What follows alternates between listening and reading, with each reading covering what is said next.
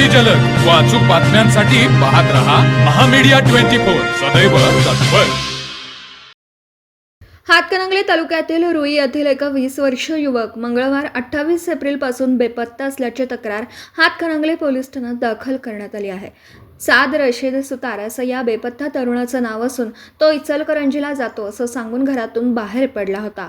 साद सुतार हा गेल्या 2 वर्षांपासून नीट परीक्षेची तयारी करत असून घरीच ऑनलाईन अभ्यास करत होता। 28 एप्रिल रोजी सकाळी 10 वाजण्याच्या सुमारास इचलकरंजीला चप्पल आणायला जातो असं सांगून तो घराबाहेर पडला। मात्र दुपारपर्यंत तो घरी न परतल्याने त्याच्या आईने पती रशीद सुतार यांना फोनवरून माहिती दिली।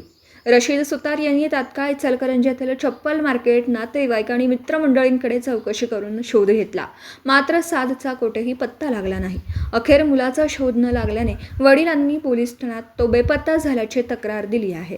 दरम्यान बेपत्ता युवकाचे वर्णन असं आहे की नाव साद रशीद सुतार, वय वर्ष 20, वर्ण सावळा, उंची 5 फूट 4 इंच, शरीर यष्टी जाडसर, चेहरा उबट, केस काळे, पोशाख अंगात पिस्ता रंगाचा शर्ट, काळी पॅन्ट आणि पायात काळ्या रंगाची चप्पल आहे।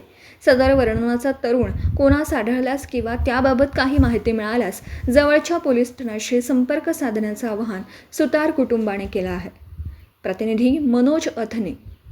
तर मग चला सबस्क्राईब करायला विसरू नका महामीडिया 24 न्यूज चॅनलला। महामीडिया 24 सदैव तत्पर।